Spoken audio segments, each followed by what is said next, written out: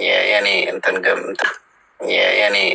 እንትን ነው ዊሽ ነው 120 በጣም ጠንቀቂያ ብዙ መንግስት ነው የምበላው። እርግጠኛ ብልጽግናም ይወድቃል። እስከዛ ድረስ ምን ይሰራል? እና ብዙ መንግስት ያለው ብዬ አስባለሁ። ነብይ ነኛል። አይ ነቢይ መሆኔ ይጠበቃል እንዴ?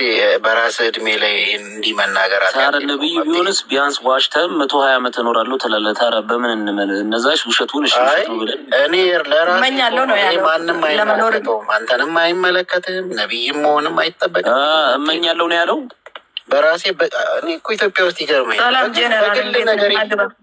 በግል ነገሬማ ማንም አይመለከተውም ወንድም አለ አላህ ማይሰል አይ እመኛለሁ ማለት ትችላለህ። እኖራለሁ ካልክ ግን ከምን ተነስተህ ነው ጥያቄው። እሱም የኔ እኮ ነው የኔ ጉዳይ ነው ወንድም አለ። እኔ አሁን ስለ እድሜ መኖር ስለምፈልግ እድሜ ሲጀምር ነገ ድረስ ራሱ መኖርን አታውቅም። በቃ እንኳን 120 መመኘት እኮ ክልክል አይደለም። እኔ ለምንድን ነው አሁን እኮ ጥያቄ ነው የጠየቁት እኮ ተመኝተሃል ወይስ ተናደድክ? እኖራለሁ ስትል ነብይ ነህ አልኩት። አይ ሚስ አድርገኝ ነው አልሰማኝም። እና እኔ 120 መኖር ነው የምፈልገው። ስለዚህ ሰው እንደዚህ ላዩ ላይ እየተደፋፋማ ጥሩ አይደለም ነው። በዛ ላይ ደግሞ ብልጽግና ፓርቲ ያው እስከ 120 ምናምንማ ምን ይሰራል አይደል? ጂት ብልጽግና ፓርቲ ከአሁን በኋላ 1000 ዓመት ብልጽግና ስልጣን ውርስ አይደለም ብለዋል። አንቺ የብልጽግና አንቺ ይኸውልሽ ወጋ አረኳቸው 1000 ቢመኛል የብልጽግና ካድሬ ከዛ በላይ ራሱ ይመራል። ከ1000 በኋላ ማን ይመራል? ምን አቃጣ አቤት አቤት። እኔ ጥያቄ አለኝ ላይ እሺ ማለት የሴቶችን ሳይኮሎጂ ለማወቅ ወደዚህ ደረጃ አንድ ሴት ልጅ በዚህ ደረጃ ወደ ጭካኔ የምነዳ ኬዝ ሴናሪዮ ምንድን ነው? ምን ቅናትስ ቢሆን ምን አይነት ቅናት ነው? ሰውዮች ታርጎ ነው? ገንዘብ ነው? ምንድን ነው ወደዚህ ምነዳ? እስኪ በሴቶች እይታ ለማለት ፈልጌ ነው። እኔ ማለት እኔ ስለማላደርገው እንደዛ አይነት ጂቶ ይህን ከማለትሽ በፊት ጀነራል እኔ ካለ አይገባም። ለዛ ነው አትልፊ። ቀጥያው አንድ ኦፍኮርስ የሰው ባህሪ የተለያየ ነው። የሚቀኑ ሴቶች አሉ፣ ግን ሞር ቅናቱ የሚብሰው ወንድ ላይ ወንዱ ነው። ብዙውን ጊዜም ሲያጠቃም ያየ ነው እያጠቃም ያለ። እሷ ራሱ ግን ወንድ ከሆነች ቆማ አደፋበትም ነበር። በተኛበት ለምን ትደፋበታለች? ተኝቶ ይሁን ቁጭ ብሎ ይሁን አላወቅንም። ጀስ ተደፋበት። አልጋው ላይ ነው የደፋችበት።